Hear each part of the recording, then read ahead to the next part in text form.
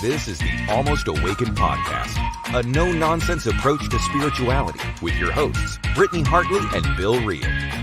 Here we dive deep into the wisdom traditions while acknowledging insightful breakthroughs in science, psychology, and human development. Our goal is to explore the good life and the very best of spirituality. No nonsense required.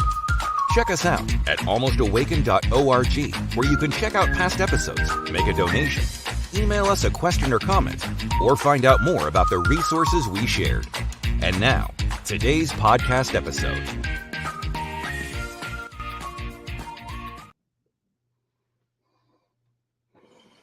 Hi, Bill. So I wanted them to applaud you, and folks will see why as we get into this conversation. Let's let them finish. There we go. Britt Hartley, how are you? I'm doing okay. My soul is great, but I blew out my knee again today. And Bill, like when someone tells me ligament or something, I haven't gone in yet. I have an appointment after this podcast, and like something popped, and like you and I have been in the knee business long enough to know that something's wrong. And so when anyone tells me like we are designed by an intelligent creator, and I'm like, what do you mean intelligently designed? Bill and I are walking around with knees that are not connected. What do you mean intelligently designed? This is not intelligent. I can tell you two things that tell me for sure it is not intelligent design. One is putting the breathing pipe and the food pipe in the same spots, right? Mm-hmm. Second is putting the sewer treatment plant next to the playground. Yeah. Those two right there. I knew you were going there on the second Heavenly Father, you're a dirty little boy, you are. Why are we putting the sex holes next to the waste holes? Anyway, so because we are not intelligently designed, I have some knee issues that I'm going to have to go in for after this because like knees are just so tricky. Why? Anyway, so other than that, I'm doing fantastic. How are you? I am super sorry to hear that. I think I've said before 3 torn ACLs. I actually think it's 4, 12 years old, 14 years old, 16 years old, and then in my late 20s, early 30s in a motorcycle accident. So 4 torn ACLs. I'm good. Yours is still torn though. Like the last one, you never went in and fixed it. Because my left knee was torn 3 times. The first time it was they take your patella tendon and reconstructed my ACL. The second time we used a cadaver. And the third time the specialist said, I'm really sorry, but because we've been in there twice before, we don't really have anything solid to secure to. We could do it, but you would absolutely have horrible arthritis very quickly. And so we think it's better that you just spend the rest of your life with a torn ACL. And other than my sports career is over, right? Yeah. I never had one to begin with. Other than that, your basketball career ended and your future in the NBA. Other than that, it doesn't bother me too much, other than I've got 75-year-old man knees that hurt all the time, but I get to walk and do the things I want to do. So I will say the only benefit to hurting my knee is that hurting my knee was the impetus to get me on TikTok because I was so bored laying in bed recovering from knee surgery 6 months ago that I got on TikTok, and we'll talk about that later about how that's kind of worked out for me. So I love it. There is a silver lining.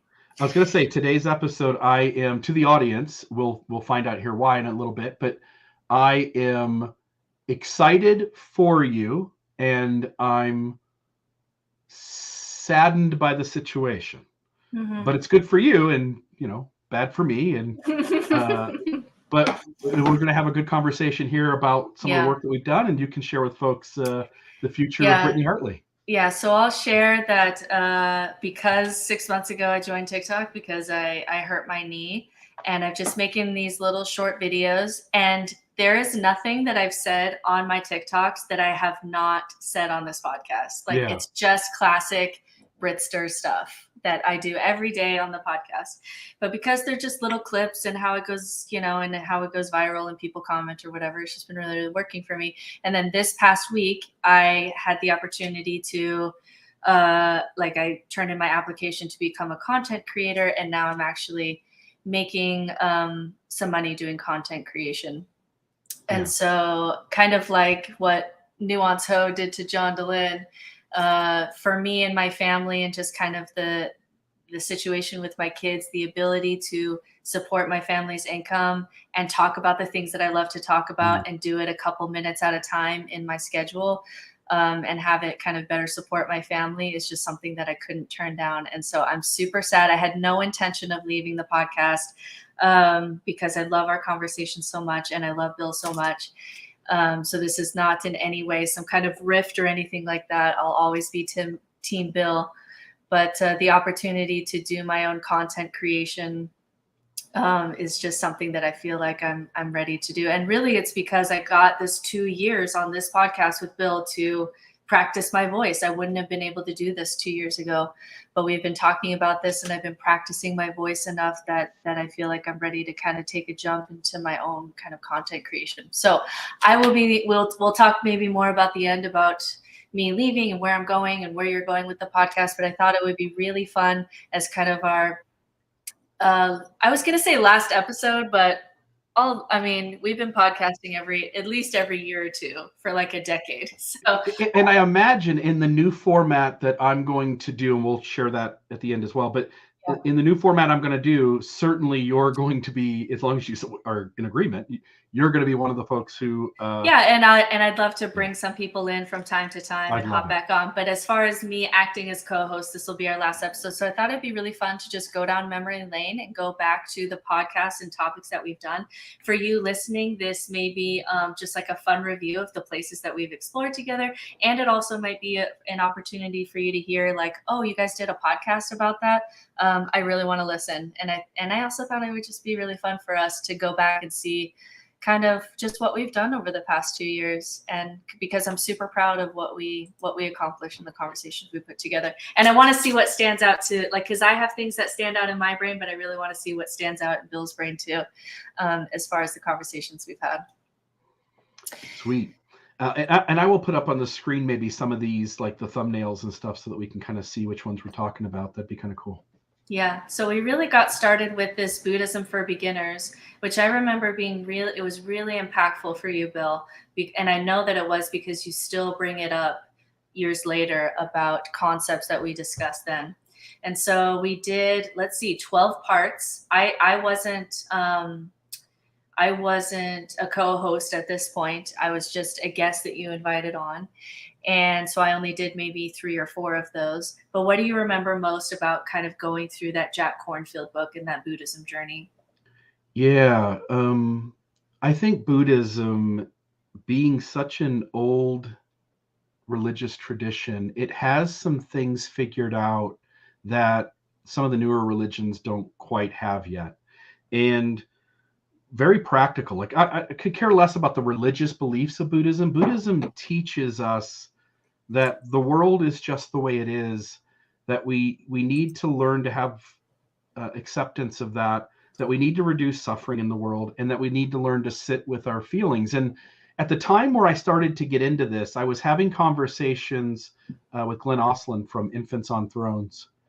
And let me see if I can put a little screen up here that'll make some sense.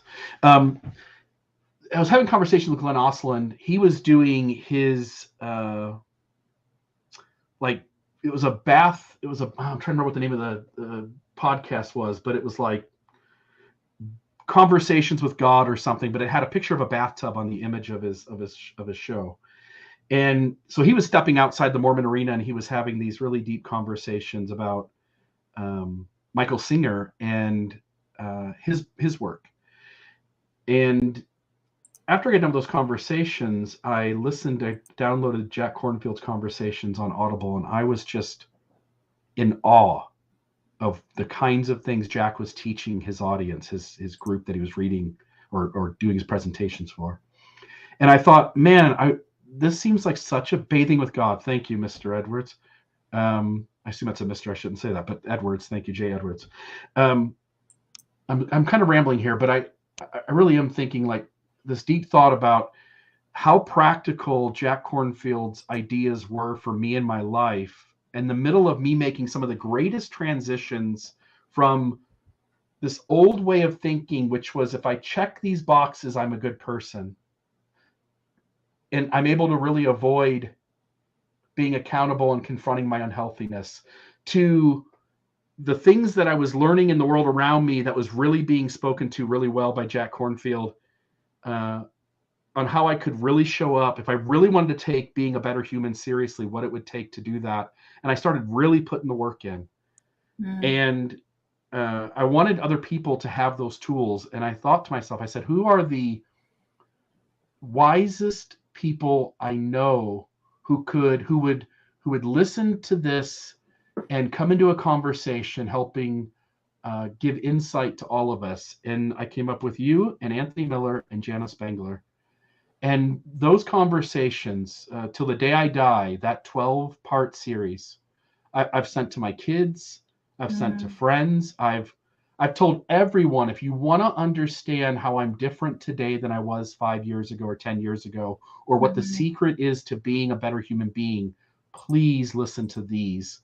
Of all the work I've done in 10 years, this is up there as some of the stuff I'm most proud of. Yeah, and I can tell that it really changed you, because you kept like coming back to these concepts again and again. And I'm looking at the list, and it's like 10 perfections of the heart and the 4 elements and the 4 abodes. And if we actually had to like get out a pen and paper and list all these things, 5 hindrances of awakening, I don't know if we like could actually list it, because it wasn't like we were listing some kind of like, it's like a plan of salvation where there's like a list of the do's and don'ts. It's not the actual list that we remember at all. It's the conversations of the approach and the perspective and the deep inner work. And that changed us. Even though it was so impactful, it's like we couldn't even go back and list all the things in order that we talked about. There's no way, but it still changed us, because it was never about the list. It was always about the approach. And it definitely changed both of us. And it's where I learned, I'm reminded of times where you or Jana, and Jana does this all the time, where I would say something and what I said was true, but it really wasn't true for everyone. But in my head it is, right? Like we all have our own perspective. And Jana would jump in and go, that's true. No, and Jana is the queen. If I ever were to buy, I should buy her a gift of some kind of like trophy that says yes and, because she is the queen of yes and. She does it better than anyone I know. And so she would go like, yes, and this other side of the coin is also true. And I think we need so many reminders that this is not a black and white world, and it's so nuanced. And those conversations were just 4 really grounded perspectives, I think, all in the same room, safe to disagree, safe to share your experience. And I felt like they were magical almost. Yeah. The difference for me was, at the time I didn't have this nice like podcast set that I do now. Do you remember where I was doing out it? Of your car. I had like, so this was this is 2022. So my 2 babies are 1. Like I am in it as far as child rearing, and I would go out to the car and on my phone join these conversations. And it was a little bit tricky for me. Like it was a little bit hard to pull off on my end, but it was like water to my soul so much that I was like, take the kids. I'm going into my car with my phone. It's super awkward. There was one episode where it was cold and I was trying to like keep the car running quietly because I needed the soul food so much that I like found a way to be a part of the conversation and keep coming back, even though I was like completely sleep deprived and dying from, having young children. So that was a harder time in my life, but it was such good conversation that I just went in my cold car just to be a part of it. Yeah. And when we got done with these 12 parts, it was sort of around that time that I have kind of this epiphany that I need a co-host. I've got too much on my plate and I'm sort of sensing that I'm getting exhausted. And I reached out to you to ask you if you would come on and be the co-host. Actually, what first happened is I wanted to bring female voices into this arena of podcasting. You threw your name in the hat. You created an episode. If I remember right, that episode was well received by folks that you had shared it with, but there was some feedback that maybe a second voice with you would be better to facilitate these conversations. It was basically like, this was good, but like you're sounding like a history teacher, just droning on and on. Like you need somebody else, and like that's true even now. That's still true about me. and at the same time, I was also offering you the chance to be the co-host on the show. And so after you had tried that episode, got that feedback, you reached back out to me, and we moved forward with the two of us being the co-host of Almost Awakened. We rebranded the show. You went out and got a new intro made, which we just played today. You had a new logo created, which was much more simplified from the old one that we had, and I think more professional looking. And you sort of brought in I wanted you to have ownership of the show, and you went off and created essentially a new branding for it, which I thought was beautiful for the show. And I hope you're okay, but we'll continue to use absolutely. that. Yeah, absolutely. All right. So then we started podcasting, and I think we had on Jared Anderson here, but I think we had him on again later. Do you remember him talking about, I think the thing that stood out with him is this idea that he created his own gods, and then he started to have, of values that he has, like temperance and things like that. And he created even images of these gods that spoke to him, and then started to have like real, like quote unquote, real kind of conversations, prayers, insights with this kind of pantheon of gods that he had created. And so it was a different spin on like being able to use tools from religion. He essentially just created his own gods in religion and started to have, because subconsciously this is kind of playing in his brain, started to have real-ish experiences, even though he knows that it's not capital T true. And I thought that was it takes maybe a creative type to do that, but that's kind of what stood out to me with him. One of the things we're kind of being shown over and over again, and that we focus on this show, is that everything is myth.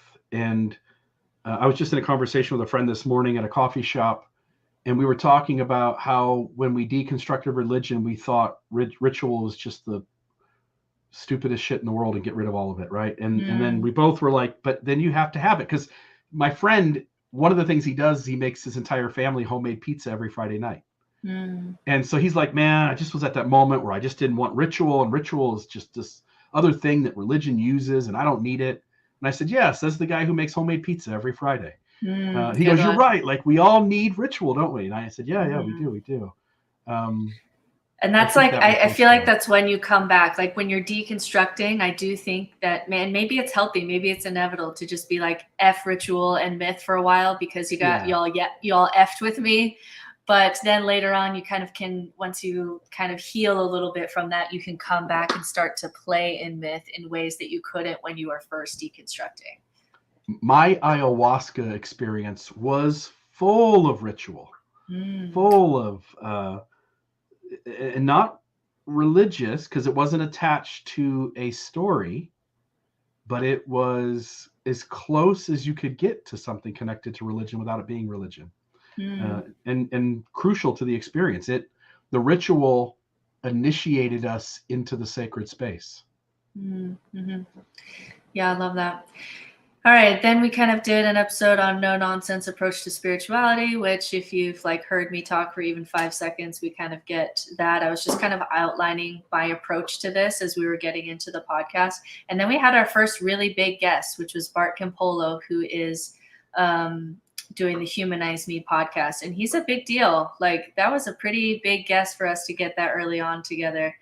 And I remember that conversation. And I also just remember him being so kind. It's so interesting that like we had a 2-hour conversation with him because we did it in 2 parts. And I just remember kind of some of the things that we talked about. But it's like what Maya Angelou says, that you don't remember what people say. You often remember how people made you feel.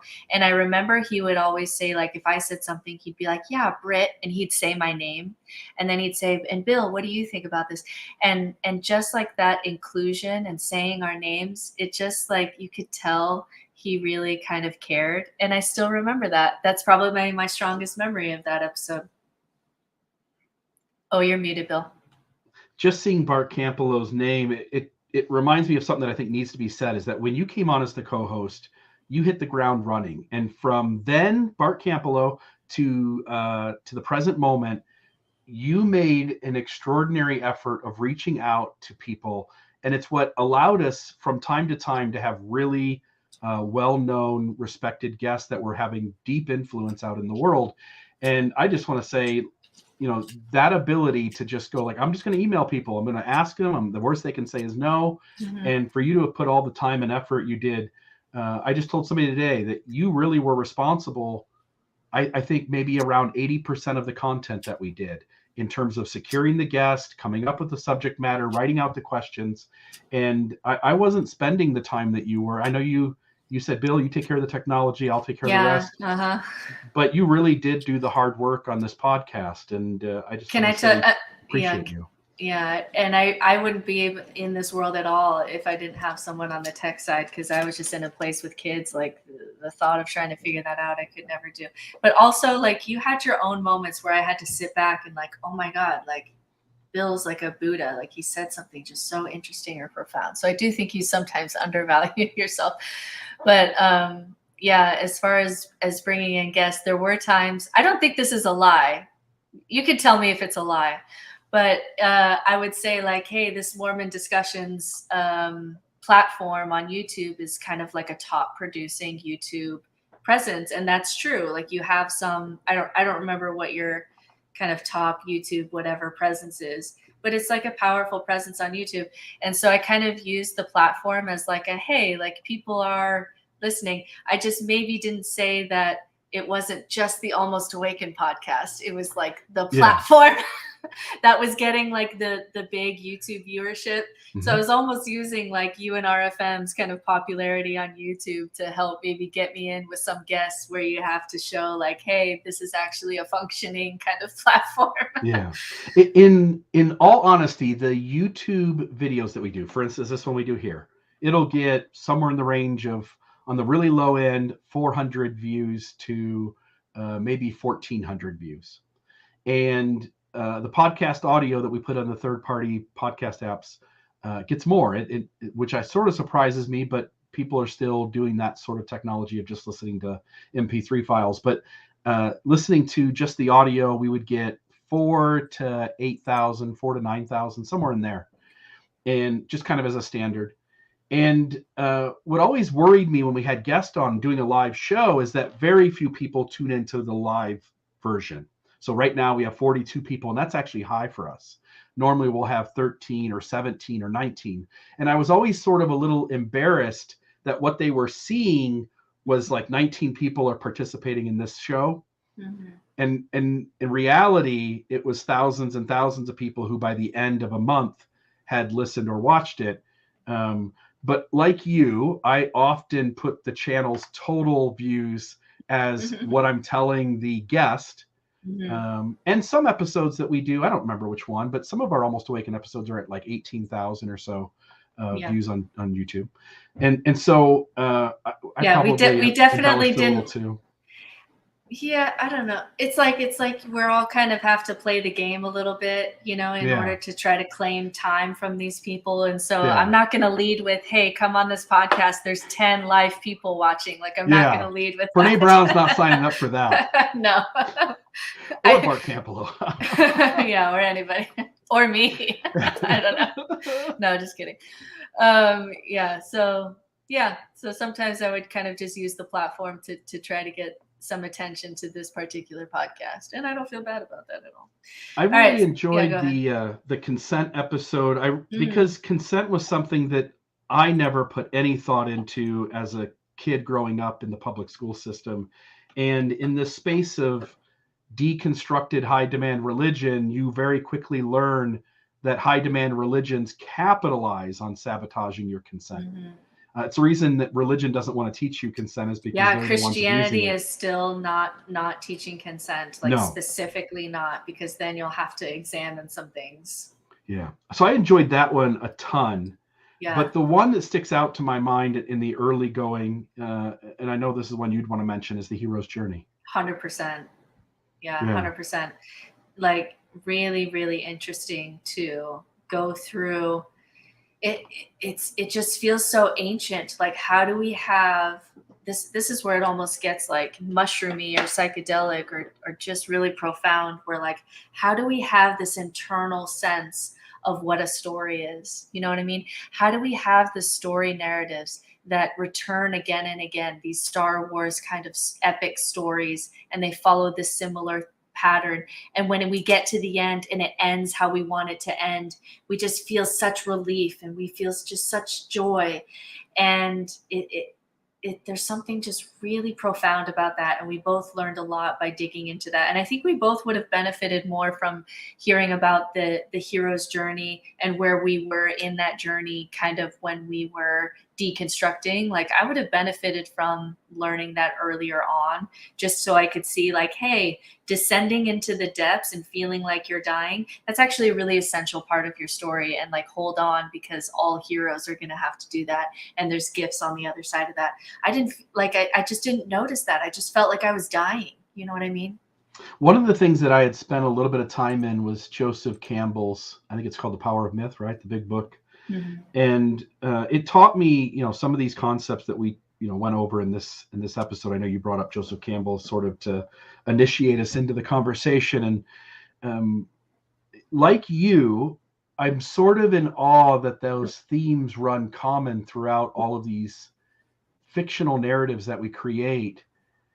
And for thousands and probably, a million years, we humans have this kind of in our collective consciousness, because it really is the journey of learning and thinking you got it, having Dunning-Kruger effect on the front end, thinking things you don't know, and being really bad at things you think you're good at.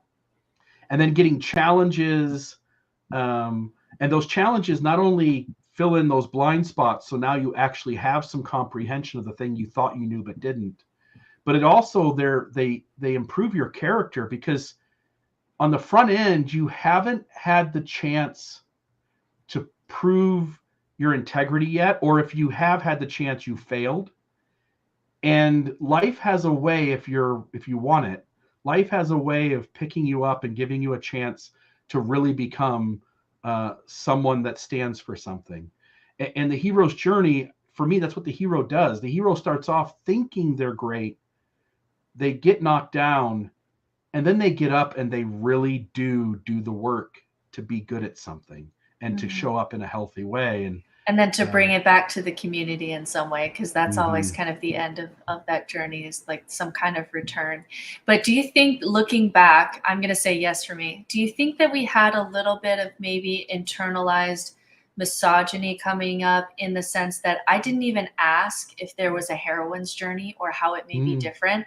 We just kind of said, this is the hero's journey. And even though I mentioned, I think there was one or two kind of, because I would use examples like Lord of the Rings and Star Wars.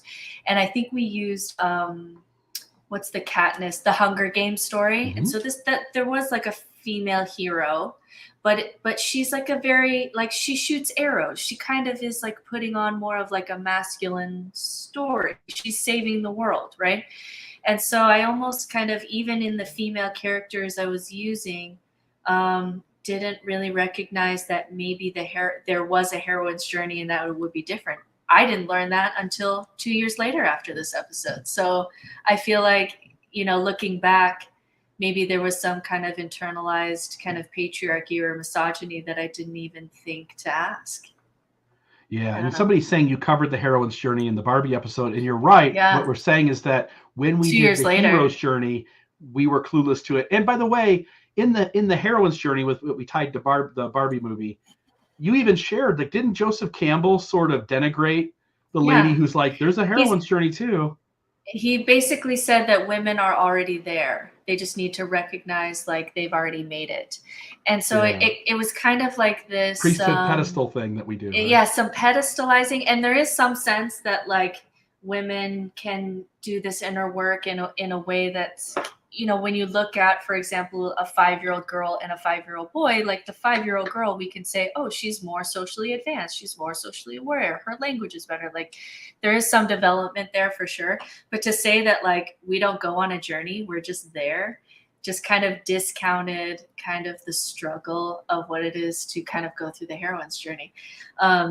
And that it was so interesting to hear. Like, it just shocked me. I remember where I was downstairs in my gym when we were listening to that podcast that I sent you, where she says the heroine's journey begins where the hero's journey ends. And it just stopped me in my tracks.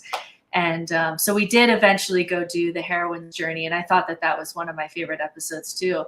But at the time when we did the hero's journey episode, had no idea about it. Didn't even come up. Even in our research, didn't come up at all. Right. Totally. All right. So then we talked with our buddy, Phil McLemore, who you've talked with multiple times, and just a deep soul and a really good conversations with him. Yeah. Just a deep resource. Yeah. And I like Phil because I know Phil and I disagree on really big issues in the space of kind of reconstructing a second half of life. And I think Phil is deeply wise, grounded, experienced, and has wisdom to share. And so I sort of like this space where I respect your perspective, but I also deeply disagree with you. And to let the audience hear both sides and make up their own mind about how they'll live. That's your eightness, where it's like, oh, you're a little, like, I respect you. Like, you have to have the respect, but oh, you're a little bit different. Like, that's fun. Let's play there. That's a little bit of your eightness coming out. Let's get in the squared circle and fare off. I love it. Yeah. Yeah. And then we talked with David Peck, who's still my Sufi teacher. I meet with him next week. And again, he's someone where I'm going to use different words. I'm a little bit more hesitant when we start using the God word. But that shift into mysticism, where it's experience over kind of what you call it, like the experience of what people have called God, rather than kind of the debate of what word would we use and what scripture is right and blah, blah, blah. Just that mystic shift, hugely impactful in my life. And he's still someone that I see from time to time to just talk with and check in with, because he just has made that shift into mysticism, where it doesn't matter what you call it. What matters is that you're experiencing it. And I still hold those lessons today. What is your Sufi name? Rabia. And what does Rabia stand for?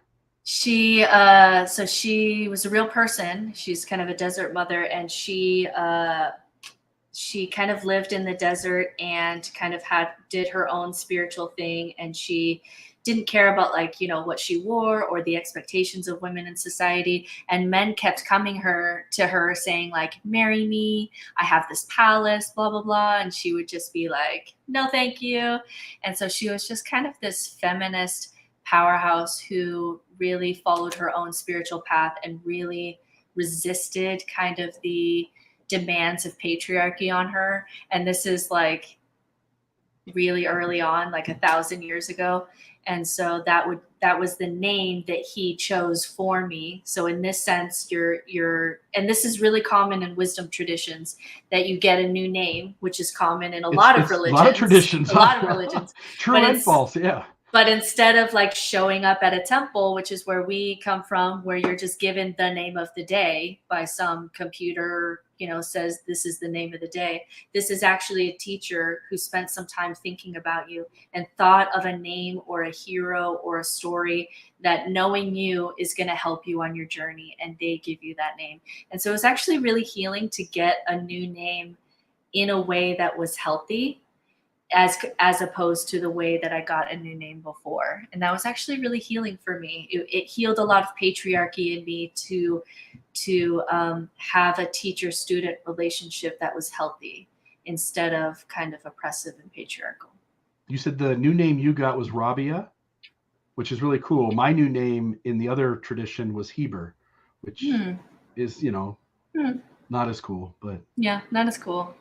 And everybody else who went to the temple that day has that name too.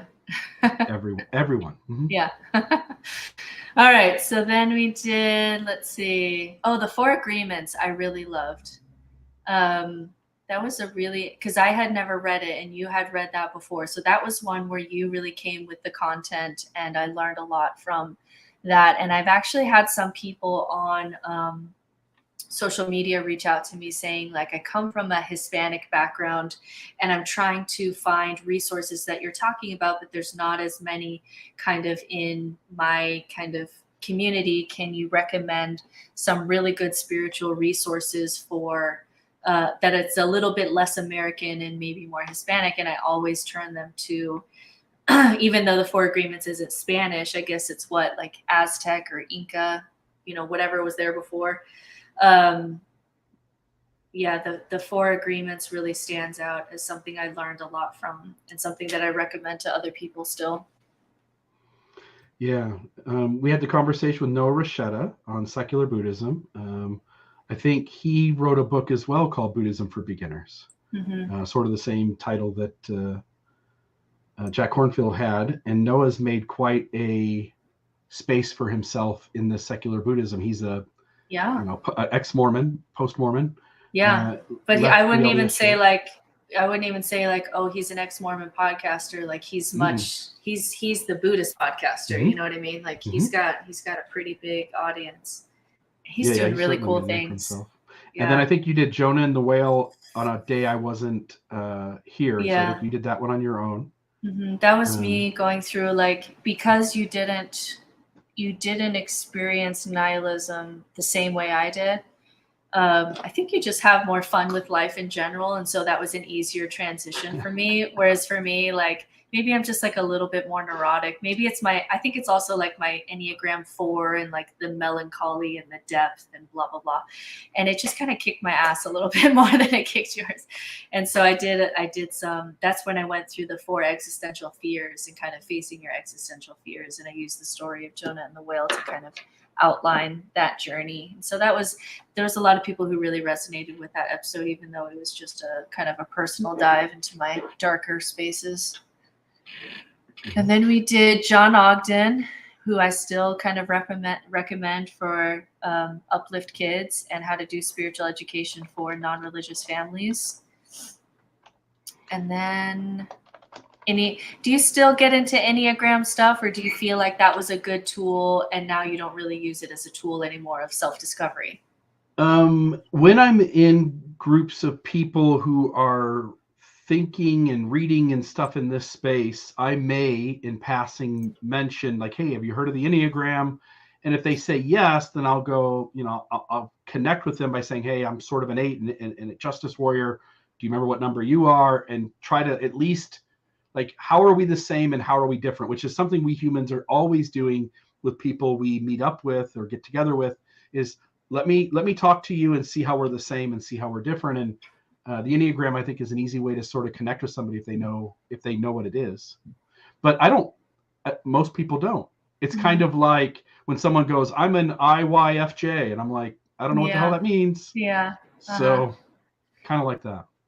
Do you get people that think that it's like woo? Most people who don't know what it is think it's woo. Yeah, or at least like, oh, it's just like a personality test of like, what Hogwarts house are you going to be sorted in or whatever. But it's not like that, damn it. It's not.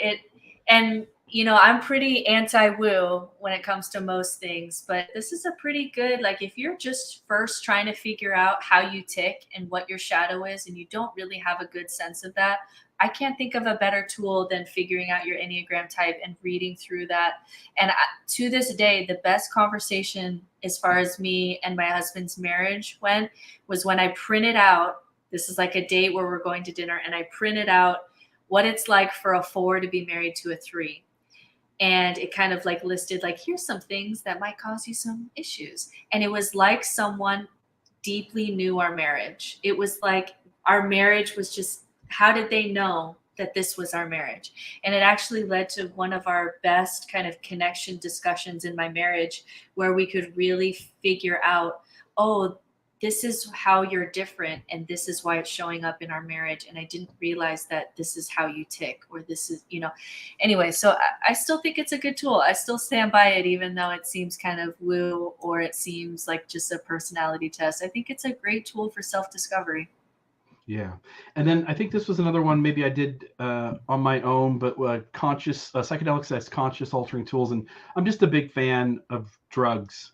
Midnight Mormons will probably cut that little clip out and use it as a one-liner, but that's what they do. So I'm a big fan that there are lots of things that get us to awakenness, get us to step outside of our own perspective and see ourselves differently so that we can begin to address things that we never could have if we didn't alter our consciousness. And you can get there through meditation, but most people aren't going to meditate because it takes a while to get there. Not just a long time in a session, but lots and lots of sessions of meditation before you really start to experience the results. Whereas I could take 5 grams of magic mushrooms, and in 45 minutes, whether I like it or not, I'm going to have an altered consciousness. And it seems to be kind of a shortcut to. Do you think that it's also the shortcut to, like, there's a million ways that we need to fix the world, right? We need, capitalism is a problem, and climate change is a problem, and our isolation is a problem. There's a lot of problems. Do you feel like because it's such a shortcut that the fastest way to change the world is if everybody did mushrooms? Like if everybody did mushrooms, a week later, would the world be more drastically different than if we did anything else? It would definitely be different. But I'm going to change the question, which is something. Okay. I would say if you said what drug Oh. give the entire world. Okay. All right. Do that one. I would give them MDMA or Molly. Oh, over psilocybin or ayahuasca. No ifs, ands, or buts. Really? Yeah. Interesting. One experience with MDMA, and people would understand what it would be like to be their best version of themselves.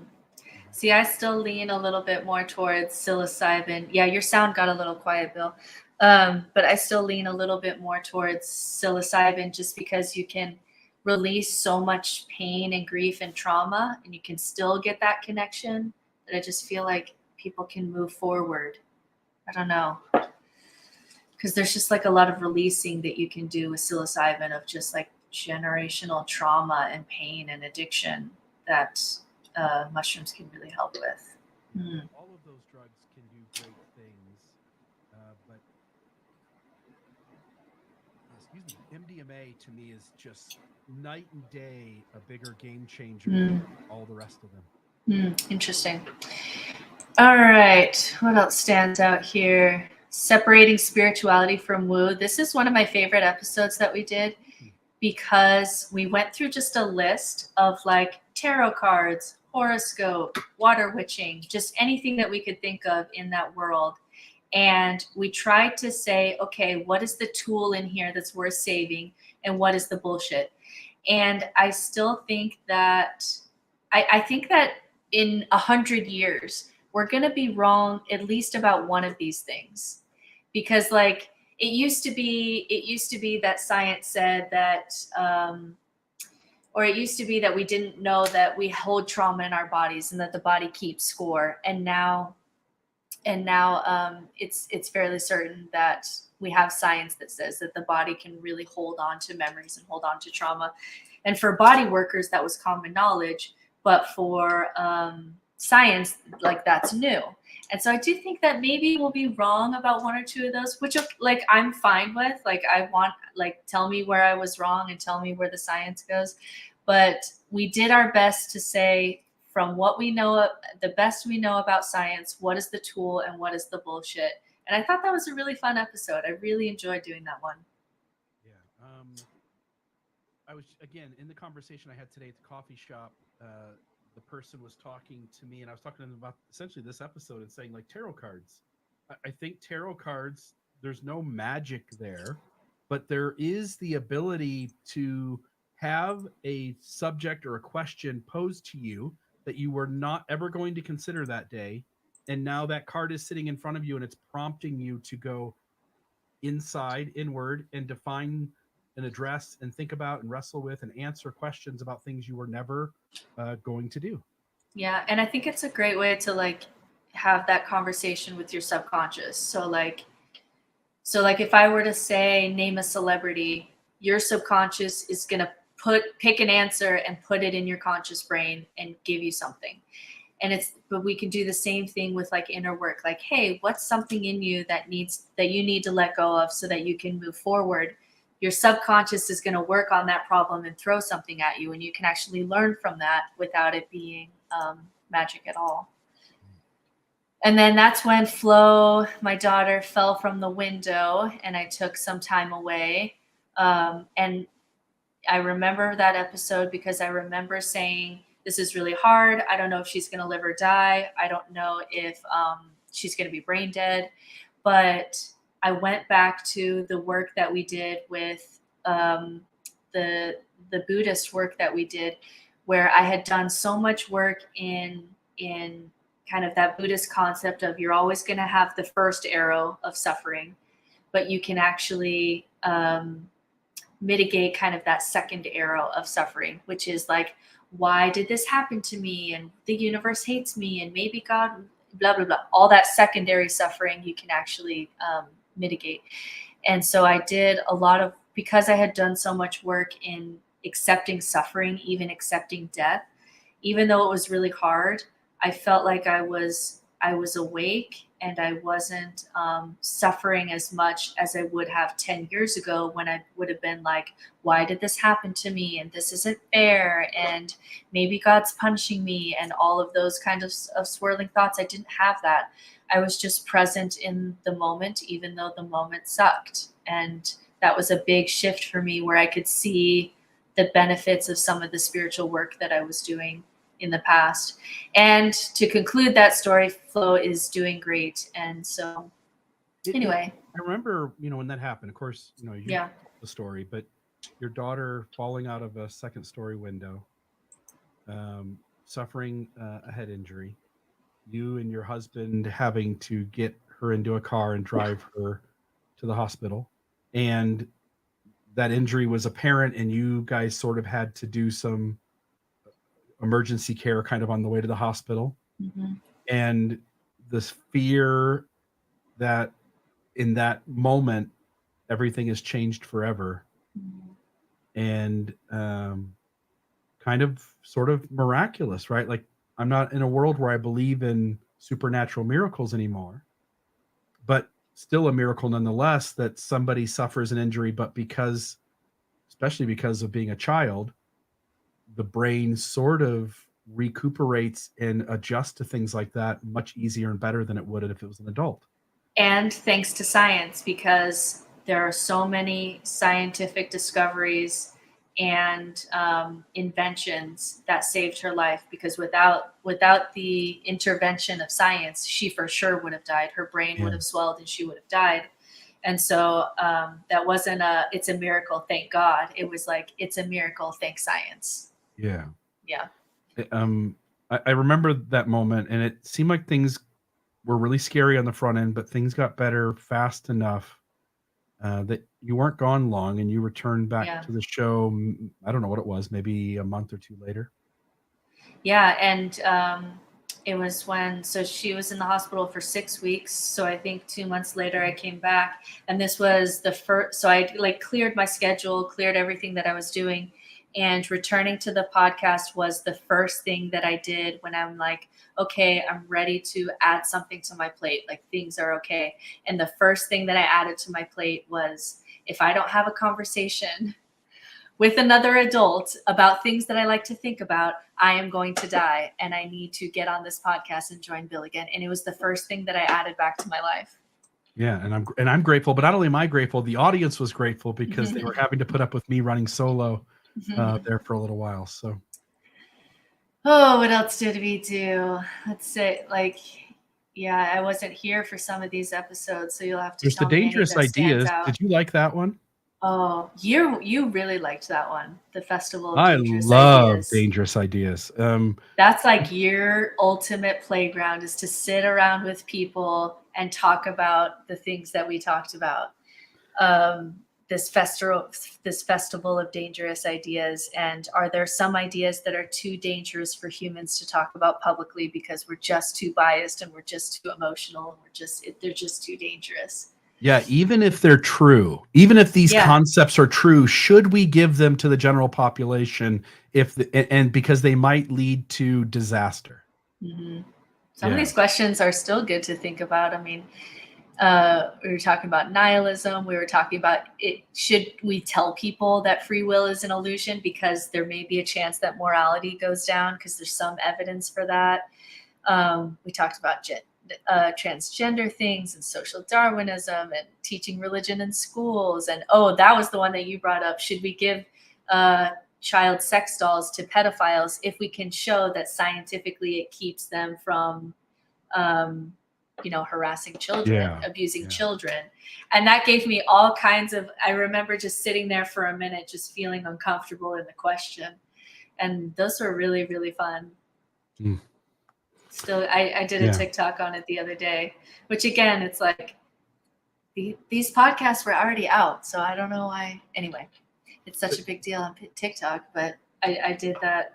I did a list of some of the questions that we talked about then and pointed people to the podcast if they wanted to hear us discuss it. But that was really fun. My two favorite episodes that we did is Dangerous Ideas and The Hero's Journey. Those are the two favorites of mine. I think number 3 for you was Jordan the Grey Witch, though. I think you liked her. I think you liked her. Yeah. We'll get to her. Somebody messaged during that Bill just thinks, she's hot and he wants to have sex with her or whatever. But really, I mean, I liked how smart she was. I liked how articulate she was. I liked she was so quick and bright, and she's also really hot and gorgeous. So how much she stood up for like what she thought and believed, and it's like no questions asked. I'm not going to give in to anybody else's ideas. These ideas are mine, and I'm going to stand by them. Yeah, she was really quick. I also really liked the episode we did on. And you're right, she was cute and hot. She's really hot. The episode that we did on human biases, I actually really learned to actually list. I think there was like 140 human biases that we've cataloged. And we're still adding more. And then I think we did like 20 biases that all humans have that we're born with that you don't know are biases. Like you don't know these are lenses that we're looking at the world through until you actually are educated and learn, hey, you actually have this blue colored lens or whatever that you're seeing the world through. And to actually go through all those biases and name them and talk about how they affected our lives or when we realized we had that bias, that was really impactful for me. And I still go back to that episode sometimes in those concepts. And because when people really want to understand themselves or why is my family acting like this, or why are we doing this? I just feel like I understand the world so much more after doing that episode and really understanding how human brains see the world. And once I got that piece, a lot more things in the world and with people made sense again. Like, I see how you're seeing things. I see how you can see that. It was a big piece of the puzzle for me. We all have them, and we don't know that we have them until someone points them out. Yeah. Mm-hmm. It's one of those things that like, so some people say, everyone's born an atheist. And it's like, maybe that is true. Like we're all born kind of without a belief in a specific thing, but we're also born naturally superstitious, and we're born with a lot of biases. So we're not a blank slate. I think that's kind of a lie of atheism, that if we just took away childhood indoctrination, we'd just be totally free and everybody would know how to live their life. And it's like, no, our biases actually are inborn, and we have to like educate ourselves out of it. And so you still have to do education. You can't just remove indoctrination and everything's going to be okay. You actually have to educate yourself out of some of these biases. And around those episodes were the Faith After Doubt, where you can see Anthony there peeking over the edge and the very top of Jana's head. But I don't know why the website does that. When you open up an episode, it only shows like the width of the picture, not quite the height. But this was like a chance to recapture sort of that spirit of the big Buddhism for Beginners conversations that we had, because what's the Brian McLaren. Yeah, Brian McLaren, I think, wrote a beautiful book, and there was so much language in there that I resonated with as an ex-Mormon. Yeah. I think this was another great chance to hear the four of us just really riff on faith and doubt and deconstruction, how hard it was, what had to be done to get there. And I really enjoyed these episodes. Do you think there was a time in your deconstruction where reading this book, or even just the title of this book, like, here, Bill, read this book, Faith After Doubt, where you would have been like, absolutely the fuck not. Like, this is just some kind of nuance apologist. I don't want to read it. Do you think it would have been triggering for you, or do you think that this material would have hit you okay anywhere in your deconstruction? I think I was always ready for stages of faith, Fowler, Mhm. And the moment I started questioning, I found that, and I found some other books too. The Critical Journey by Robert Guelich and Janet Hagberg, Faith Shift by Kathy Escobar, I read that one. Faith After Doubt by Margaret Placentra Johnson. And I think to say those, because I don't think this stuff ever would have bothered me. Even when I was a Orthodox believer, I think these things would have sent me on the shift sooner, and I would have been accepting of them because I sort of gravitated towards stages of faith pretty quick. Yeah, and you were always trying to look for, when I look back at your journey, you were always trying to look for models and language to help you make sense of things. And so this model was simplicity, complexity, perplexity, harmony, and you just keep growing like rings on a tree and making space for that. And it was really, even though the title sounds a little bit like come back to religion or come back to Jesus, it was actually really, it was just another model of human growth and development, which I do think is an easily accessible place wherever you are, even though I think the title has turned some people off because they're afraid there's going to be some Jesus smuggling. And I thought that there was very little of that. So, and let me just say really quick, yeah, 'cause I misspoke. Faith After Doubt is Brian McLaren. Faith Beyond Belief is Margaret Placentra Johnson. Yeah, just in case I anybody haven't wants to read order that those books. If anybody deconstructing their belief system, the number one book I would recommend to everyone is The Critical Journey by Robert Guelich and Janet Hagberg. And a close second is Faith Shift by Kathy Escobar and Faith Beyond Belief by Margaret Placentra Johnson. Yeah, Faith Shift is my go-to. That was really helpful for me at the time. The first one you mentioned, I haven't read, and now I'm kind of sad we never did that book. And then we did Spiritual Atheism with Nick Jankel, and that was really big for me because that book, Spiritual Atheism, was really impactful for me in my journey. So to be able to talk to the author when that book was really helpful for me, because I was in this space where spirituality was still super interesting to me, and I still thought that there were some things there that were worth saving, but I had totally lost my belief in God, and I didn't know how to reconcile that. I didn't know what the term was for that. And so for him to have this book of spiritual atheism and science-driven spirituality, and that you don't have to believe in God in order to access these tools, it just gave me like a little playground to play that I didn't feel like it just gave me a little bit of a box, like, oh, there are other people who feel this too, or oh, there are other people who are trying to make sense of this space where there's something to spirituality, but I just can't get myself to believe in God. And I didn't know what to call that. I didn't know if there were other people there. And so the book was really impactful for me. And so I was super honored when he agreed to come on the show. And I thought he was a really lovely guy.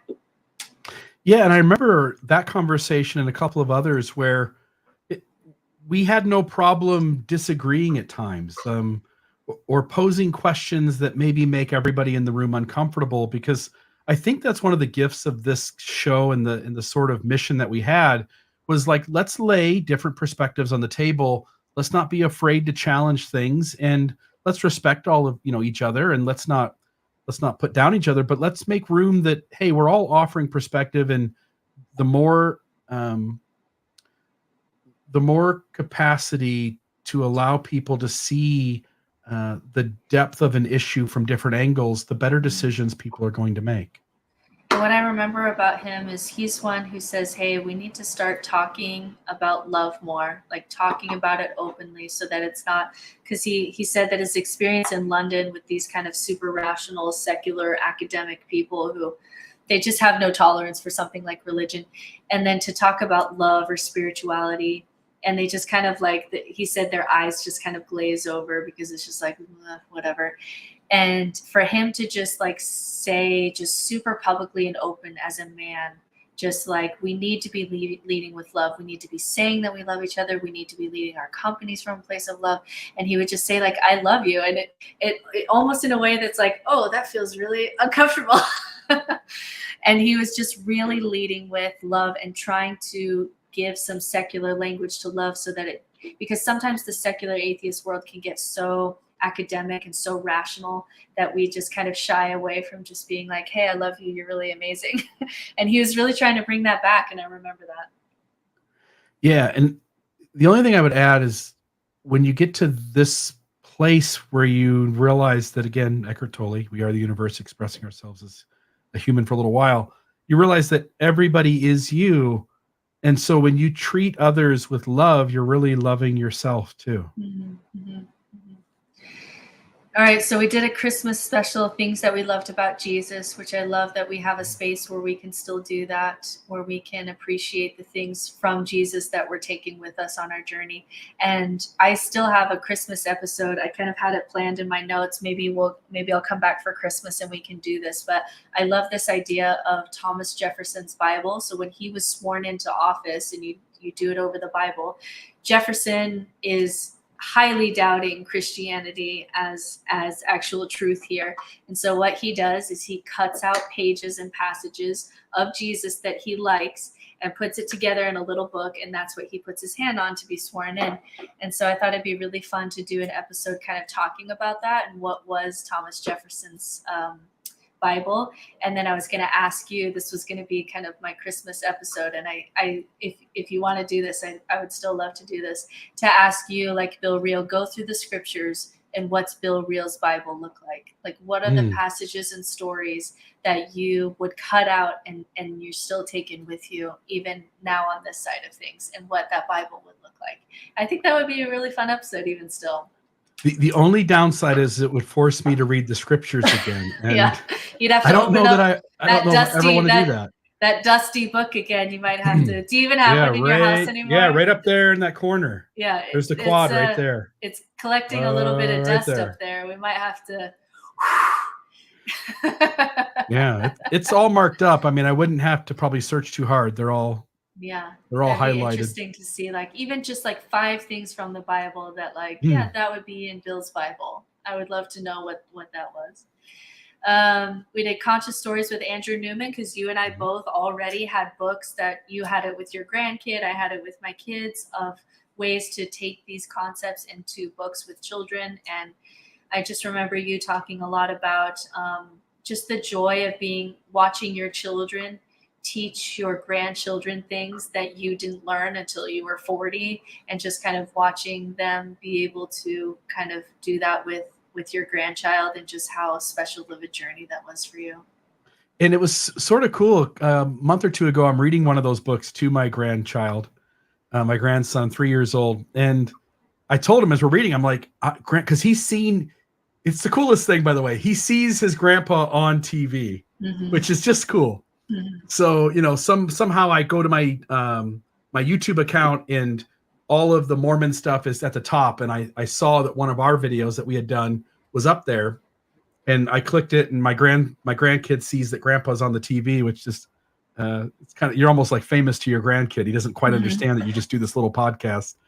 And I'm reading Andrew Newman's book to my grandson, and I tell him, I say, Grandpa's interviewed this guy. And he's like, you did? And I'm like, yeah, watch. And so then there's Andrew Newman and Grandpa talking and having a conversation with Britt Hartley. And anyway, I just think the guy's doing great work. And the thing that tickled me about that episode was he read one of our books as part of the episode. And so folks got to hear and see an Andrew Newman book up close. Yeah, and we do, both of us get this question all the time as far as what do I do for my kids? And we try from time to time to share the resources that we were using with our kids or grandkids, and that was one of them. And then we had it was kind of a weird episode, that episode on free will, where you and I were kind of on the same page. The guest was not on the same page as us, and it was an enjoyable conversation, but I don't know how much ground we really got accomplished on that episode. What is your thoughts looking back now on that free will episode? I think it was good to have the conversation. I'm not smart enough on free will to rebut in a solid way what the other person was saying. And as he was talking, I just couldn't buy into the way he was saying it. That makes sense. But Yeah. his perspective is definitely intelligent and informed. I think in any time you get into this conversation about free will, you're sort of off in the darkness, and neither side can really absolutely show that their side is right. I think what got hard is like you almost have to define terms before you get into the conversation, because I remember being kind of turned off when he said, "Oh, Sam Harris thinks that we're not a self, but I just booked a hotel room and I just got on this podcast. How do I not have a self?" And it's like, okay, you're not even understanding the basis of like what it means to be a self and like how you can break down the kind of illusion of the self. And so there was just a couple times like that where our understanding of self and maybe his understanding or definition is different. And that happens every time with the concept of free will. Like you have to define what is freedom and what is choice and what are you defining as free will that we have or don't have, and what is self and what is ego. And you're right, it just gets into the weeds. And I wasn't like, his analogies and his way of explaining things just really didn't land for me well. But it was an interesting conversation to have as far as laying out like what do these conversations look like and kind of why they're so difficult to think about. Yep. All right, then we did I think we did an episode of magic mushrooms with me, and I think one of my friends who lives in Oregon, and we talked about that a little bit. And then we did an isms episode where we went through kind of all the different isms, just like panpsychism and Taoism, and we just went through a bunch of isms.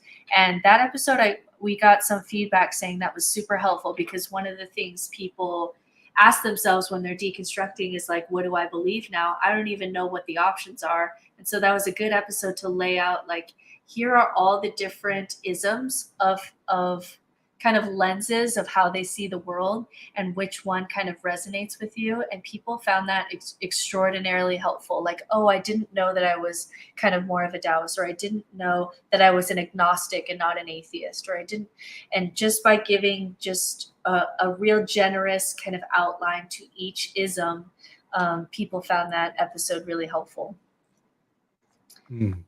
Yeah, there's so many different forms of belief, certain places that you can grab and take the ground of, take the perspective of, and it's all, I always come back to this whole thing. It's all myth. It's all made up. None of it's real. And yet there is sort of a freedom to be whatever kind of person and believe whatever it is you want to believe. And I think the episode for me was helpful to recognize, like, anytime you come into a conversation with another human being, they are also coming from their own isms that are part of that dialogue.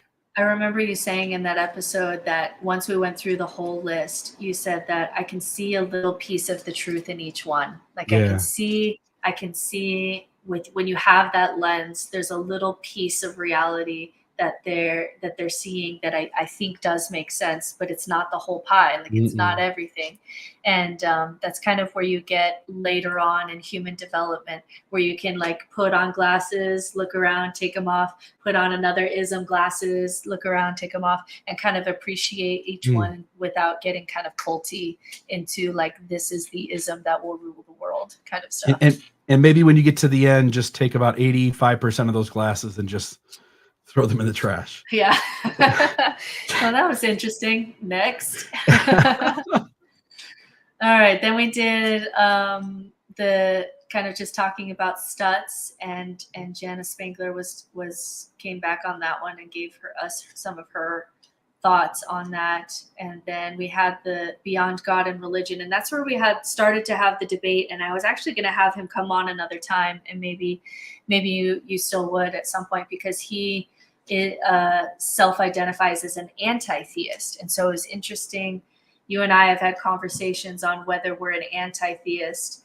and whether or not that's always the right play to make to be an anti-theist. And so I wanted to we actually went on TikTok live one time and had that debate over TikTok. And it's interesting to get into, okay, you're an atheist, but should we be anti-theists, and what that conversation looks like. Yeah. And you start to get into these complicated conversations where, is there value in God? Is there value in putting God completely away with intention, right? Is there value in saying, I don't believe there's a God? Is there value in, I don't think there's a God, but maybe there is, more of that agnostic point of view? And each of these views are limiting.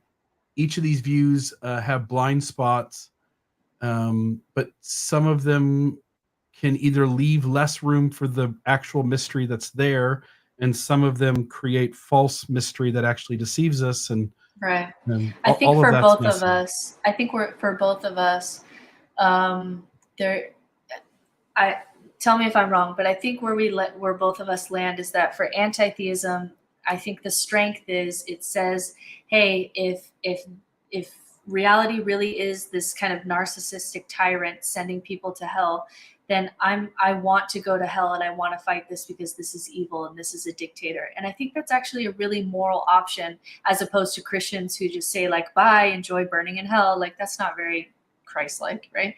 So I do enjoy that, and I do think you would be that guy. Like The eight, yeah, the eight on the you would be Enneagram like, wants to go I'm there going and to take hell, Satan and and God on. yeah, Yeah. and F you and all of that. But I think the problem is it doesn't leave a lot of room for nuance as far as, like, what are people calling God? Are they just using that word for a subjective experience? Because you and I have both had subjective experiences where, like, I understand why people call this God. It feels pretty expansive and pretty loving and pretty amazing. And there's not a lot of room for that in anti-theism. Or sometimes if you go at someone with anti-theism, they're just going to come back with fundamentalism instead of trying to make some common ground and some nuance, which is actually healthier for religion. So maybe anti-theism isn't the way to go. So I think you and I kind of understand the anti-theism, but that there's times where that may not be kind of the tool that you want to lead with. That's what I would say. Yeah. I don't know that I have much to add here, other than, if there is a God, I think he or she or it owes us a really long conversation that allows a lot of questions. Yeah. Because there's a lot of things about this that doesn't seem at all fair in the least, and in some ways seems so deeply unfair that it doesn't make much sense. Yeah, I agree. So then we did some Gen Z stuff, which I thought was a really good episode. We actually went through all the Pew data on, like, what is Gen Z doing and what does their spirituality look like, and people leaving religion and why they're leaving religion and why they aren't joining religion. And so that's one where we really dug into the data. That wasn't us just spitballing. Like, we really dug into the data on where is religion and spirituality going in America, especially with this kind of younger generation. So I thought that was, if anyone who's listening has teens, like, that was one of our better kind of data-driven episodes that we did. I really enjoyed that one as well.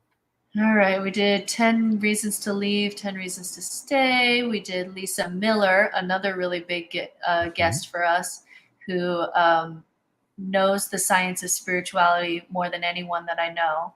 So the Awakened Brain and The Spiritual Child are her books, and really, really knows spirituality, the science of spirituality, and the studies that she's doing at Columbia University. I mean, she's a real professional. Like, this isn't just like a life coach talking about spirituality. Like, she's the real deal.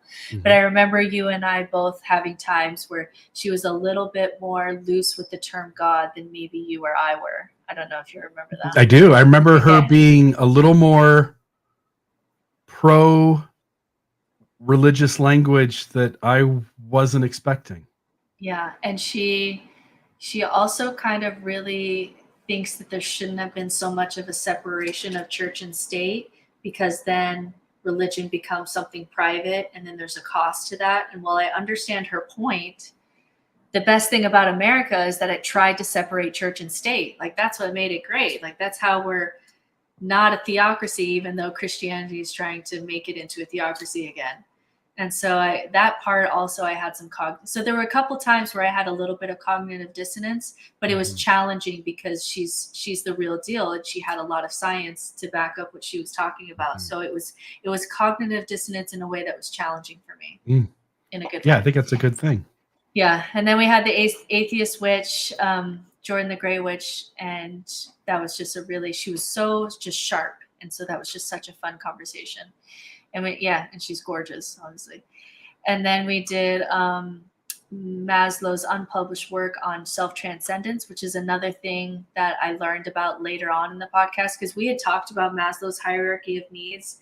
I had no idea that he had talked about self-transcendence as something above self-actualization. So that was another one where we were kind of learning in real time things that we didn't know. And then we had that lady who was sexually abused in the Zen Buddhist community. And we really had to, I think there's sometimes when we're raised in kind of Abrahamic religion patriarchy that we can sometimes put Buddhism on a pedestal, or we can put these Eastern religions on a pedestal. And then when she's telling her story, it's like, oh, no, like these sexual issues and these power dynamic issues are rampant even in the Buddhist community. Like, it's everywhere. You can't fully escape it unless you're really doing the deep work and having conversations and setting boundaries and blah, blah, blah. And so her story about the abuse in the Buddhist community was really eye-opening. If there is a safe space for abusers to abuse, no matter what religion or group or system, there will be people there to abuse. Yeah. And then we did our list of like top 10 changes that would lead to a better world. And I remember that being challenging for us because we came very quickly. We realized like how complex the world is and how hard and how amazing it is that there's even like a functioning society at all, even though like there's a ton of problems. The fact that there's something is almost incredible. And so we went through some of our ideas on what we would do if we were president of the universe and could fix things. And I really enjoyed your list. And I thought there was some overlap, but there was also some differences. And so that was really interesting. Yeah, as you're pointing out, when you think on the front end, you can solve these problems sort of easily, and you can't.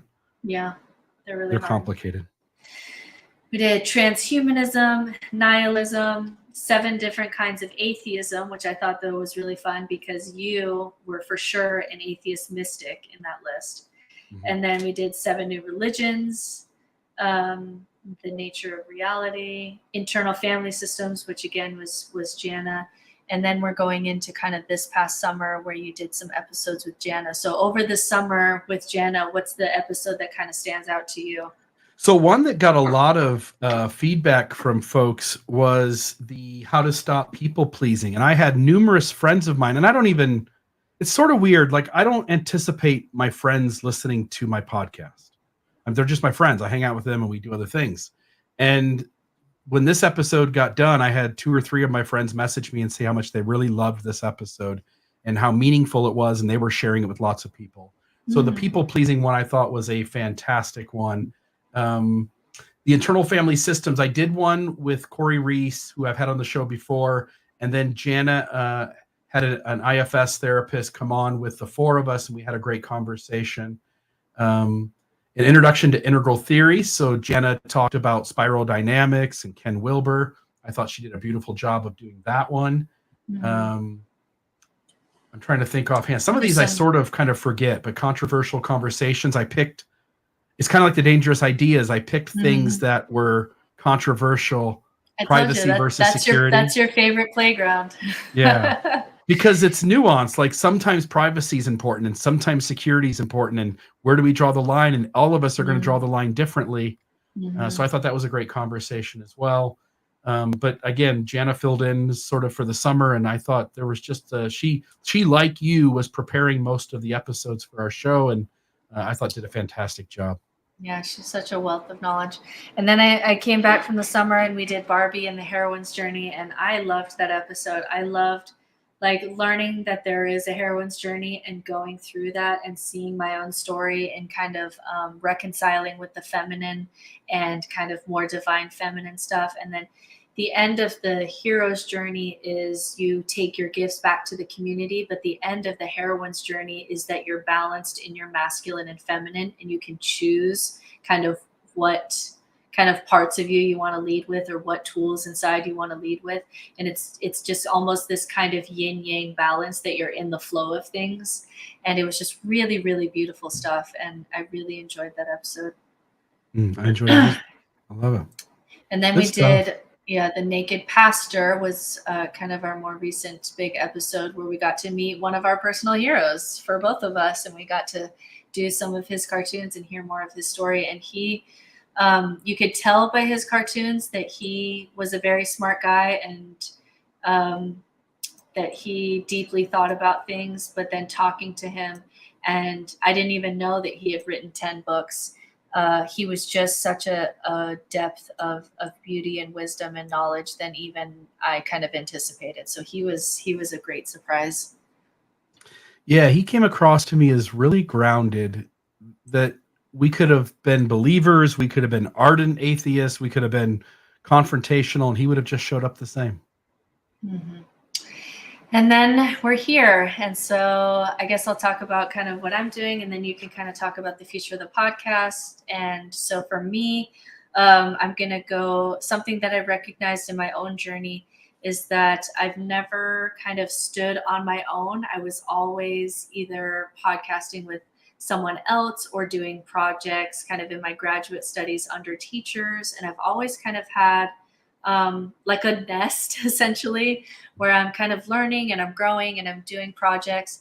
And the opportunity of this podcast for me is that the past 2 years, I've really found my own voice, and that it is kind of unique in its own way.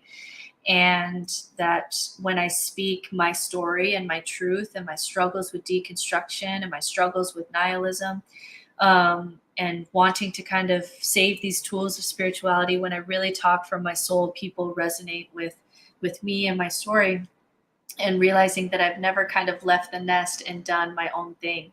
And so I just had this opportunity to move into content creation, which is just more friendly family wise, because you can just do these little kind of content clips rather than kind of the work that we did to put together some of these more data driven podcasts that take more time. And it has the ability to kind of help my family budget even more also and reach more people. And so I made the decision to go into kind of full-time content creation, but I never would have gotten here. And this is the piece that I wanted to say publicly, and I might get emotional, but Bill, I just want to say that not only were you vulnerable in your deconstruction journey over the past 10 years, but what I appreciate so much is that once you started to unpack patriarchy, which not all men who are deconstructing religion do, sometimes they just leave because of the historicity and never unpack patriarchy, but you began to recognize that I'm a man. There's a lot of male podcasters that have platforms,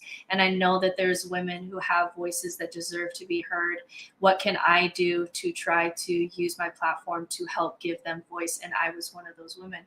And so I found my voice and built this spiritual direction practice specifically because you had unpacked patriarchy enough to say, there needs to be more female voices and I can do something about it. And so I'm super proud of the work that we did together. I grew so much in these conversations. I found my own voice, and I wouldn't have kind of the practice that I had if you hadn't have given me this opportunity. And so I just want to just say publicly just how appreciative I am of not only the journey of the person that you became, because I watched you go from an apologist to this ancient mystic teacher in your own right, but you also kind of extended that work out into the world in a way that benefited me. And then when I reached out to you and said, hey, I think I'm going to move into podcast creation, you didn't say like, hey, but what about our goals for this podcast? Or what about all the things that I've done for you? You just said, how can I help support you? And when I say not all men, I mean Bill Real. And I'm just so grateful for this opportunity that you gave me, and that you're supporting me in moving on to new projects. You have been my friend since the beginning. Mm-hmm. When I started this 10 years ago, folks, Britt Hartley, when I started Mormon Discussion Podcast as a standalone podcast back in 2012, it was like episode number 4. You reached out and said, "Hey, I'm listening," and I'm like, "Oh, there's a listener. I have one. Look at that." And over the years, I mean, I've invited you out to workshops in Southern Utah with Thomas McConkie that you came to. We've run into each other at a few places. We've had lots of great conversations, and you were the perfect person at the right moment to invite to be part of this podcast. And the Almost Awakened podcast sort of shifted into a new direction that was much needed. And I'm deeply appreciative of our friendship, but I'm deeply appreciative of who you are. And I've just really enjoyed being your friend for a decade. Yeah. And so when you came and said like, "Hey, this sort of sucks for the thing we're doing, but this is really good news for me. I promise you, I'm nothing but happy for you." What an opportunity that you have gotten so big on TikTok that you have. How many followers do you have now? It's like 150,000, but I've only been on it a couple months, so yeah. I know that could grow. Yeah, and so at some point I expect to see 300,000 and 500,000, and which means that what you're saying is meaningful. And when you came forward and said like, "Hey, this is getting so big that TikTok is giving me a chance to make an income here," absolutely, like let's figure out how we help Britt Hartley succeed in that space. And I will be forever grateful for the time that you've spent with this podcast, and I'm sure we'll have you on numerous times in the future. But it's been so big. And folks, it's probably a good point to explain sort of how we're shifting. This podcast takes time, and I don't want to shortchange any of you. And so, folks, what I've decided would be really a cool thing to do is, now that, and you were kind of explaining this before the show started, Britt, but this was sort of my thinking, is that we've spent several years now going into a plethora of topics that help the person deconstructing to start rebuilding something new and helpful to themselves, reconnecting who they are in terms of an identity, feeling safe to make new choices about how they'll live out their life. And so the thing that I did in the last month or so is I created like 80 questions that I think really get to the depth of a person and their experience. I'm going to throw this up on the screen for a moment. What role do psychedelic experiences play in your personal journey? Can you share a pivotal moment or experience in your life that significantly influenced your current perspective on spirituality or personal development? How do you view the relationship between vulnerability and personal growth? Just tons of really deep questions. And in the last month, I've been reaching out to, I don't know, at this point, 20 or 30 people, but by the time I'm done, I hope to have 100 of these. I want to invite onto the podcast folks that I trust to be really grounded, really wise. They've got really cool life experiences, and give them this entire list and ask them to pick 10 questions that they would like to address in an interview. And I've already recorded one of those, and that should come out this coming Tuesday, I believe. But I've got another one lined up for tomorrow morning to record. I've got 2 lined up for next Wednesday. And so now over the next several months, what you're going to see every Tuesday at 1:00 is a person sitting down with me and having an interview about the parts of their life that they'd like to share with you, where, as Richard Rohr says, the second half of life, where that's opened them up to seeing the world differently. So for instance, tomorrow in the morning, I'm going to interview a friend of mine named Miles. He's a gay man. He was Mormon, and he married a woman doing the Mormon thing and tried so hard to make that work. And just one of the most genuine, loving, compassionate human beings that I've ever met in my life. I love this man. And he's going to open up and share with us what his life journey's been like and the wrestles that he's had along the way, and how he's come out of that being a really happy, healthy, content human being. And I'm really excited for folks to be able to sit down with, 50 of these conversations, 100 of these conversations. And the first one that's already been recorded, I thought just went better than I thought it would. So I really expect these questions to drive really entertaining, insightful, helpful, deep conversations that I think will benefit all of us to hear. And so I think this will be a ton of fun. And at some point, Britt Hartley, my hope is to have you back on and have you pick 10 of these questions. Yeah, And we can have a conversation. I'll definitely come back often. And what I love about this kind of shift for the podcast is this podcast was running for a year before I came on, and then we did kind of 2 years together. And I really felt in these 2 years we brought a lot of content on what spirituality looks like and what rebuilding looks like outside of religion. And then I feel like we've gone over kind of the big topics and the big questions that people have and that we had as we're putting our lives back together. And so now that we've kind of done that work of outlining what this looks like, it's now moving into the space of, okay, what does this look like embodied in a human person? Like, what does this look like embodied in someone's life? And it's almost like, we spent a couple of years going over like the rules of the game or what we're doing, or, just information and kind of more data driven stuff.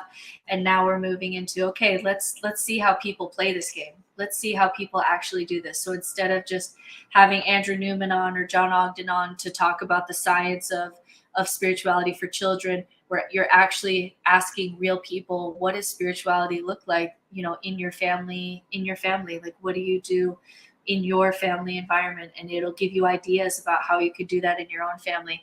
And so I just really think this is a natural direction for the podcast that we've spent a couple of years kind of outlining what this space looks like. And now we're moving into what does this look like in real people, in real people's lives, instead of maybe more in the abstract way, just kind of talking about it.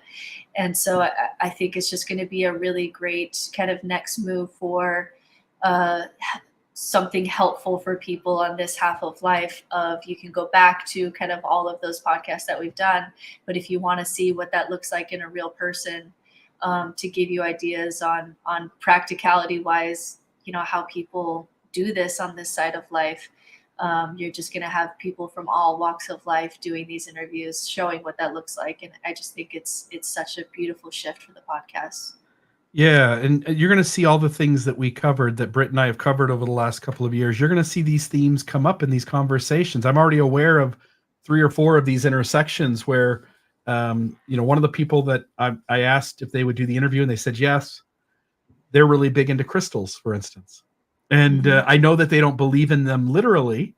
They don't believe they have magic power, but they do believe that if I pick up this crystal that has something to do with healing and I put my focus and intention and meditation holding this and thinking about that, then I get to receive a benefit of that. And so you're going to see these themes of kind of challenging the woo and stages of development, biases and life experiences, the hero's journey. We're going to see all these things come back up again. And so I'm super excited to move into the next step. By the way, folks, there's a new intro and outro for the show that you'll see next week. And we're going to miss you a ton, Britt Hartley.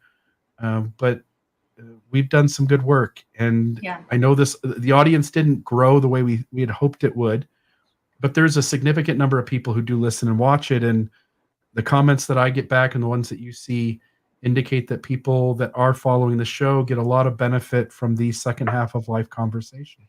And I kind of knew the podcast would never be kind of as big as, snarky podcasts that kind of get into your tribalism, where you can just, I don't know, some of those podcasts, they're just easier to love because they're just super controversial. And we're in here doing actually, it's the reason that real spirituality is so hard and the fake spirituality is so rampant, is because it's so much easier to just join a religion and sing the song and get in the cult of it. And the deep actual work is really hard, and it's less culty and it's less fun sometimes. And so I knew it would never be like, the podcast would be the next cult, because we're actually really doing some hard work. But yeah, I'm just super proud of what we did, and for the people who have gone on this journey with me and been the audience so that we had someone to talk to when we were doing these podcasts. Just everything that I do from this point forward is because of those people who showed up to our podcast and gave me a reason to put together this material week after week. And I just grew so much and grew into my own voice so much. And so I'm thankful for those who took the journey with us. And I hope that, it provided a lot of value for me. I'll consider this project one of the biggest kind of growing things that I've done in my life. And having the audience listen and having you, Bill, kind of show up and do the tech and to bring content really made that happen for me. And I just couldn't be more grateful. Where can folks find your TikTok? Yeah, so my tagline for everything is going to be no nonsense spirituality, and I'm going to start putting up more courses on my website. I'm going to start doing live courses where we're going through deconstruction, where we're going through nihilism, where we're going through some of these things, and we can do it kind of as a cohort with other people. And then doing a lot of TikToks where I'm breaking up all the things that we've talked about over the past 2 years and breaking it up into just little ideas that people can find a little bit more digestible than some of our 2-hour podcasts, perhaps. And so I'll be on TikTok doing that too. And then just starting to do more stuff on my own platform, which is new for me. I've always kind of done things with other people as I've kind of gone through my education or podcasting or anything like that. And so I'm excited to see what my own platform looks like and how this is part of my meaning and purpose. And this is how I kind of connect to people. And so if you're not a TikToker, that's okay. There'll be more things on my website where I'll do kind of some live courses over some of the things that we've talked about here that you can do with other people.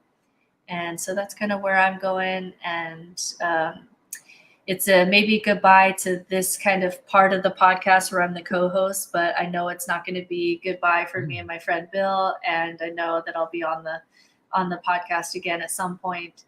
And but just kind of goodbye to this chapter and just grateful for all that it was. Yeah. Check out Britt Hartley at No Nonsense Spirituality on TikTok. Britt, I wish you all the best. And I know you well enough to know that you're going to kill it. So good luck, my friend. Thanks, friend. And thanks for everybody watching and supporting the podcast over the years. And keep supporting the podcast because I think it's going to go to some really beautiful places from here on out too. Yep. And you'll see that for the first time next week, folks. Have a great day. Check out almostawakened.org. Drop a few bucks in a donation. We much appreciate it. And check out Britt Hartley on TikTok where she's just killing it. And I look forward to all the great things you're going to do, Britt. Britt, have an awesome day. Folks, have a great day. And see you next week for a new chapter in the Almost Awakened podcast. Thanks, everybody. Bye. This has been another Almost Awakened episode. Check us out at almostawakened.org, where you can check out past episodes, make a donation to keep this podcast running, email us a question or comment, or find out more about the resources shared in today's episode. For coaching opportunities or extra support, visit NoNonsenseSpirituality.com to meet with certified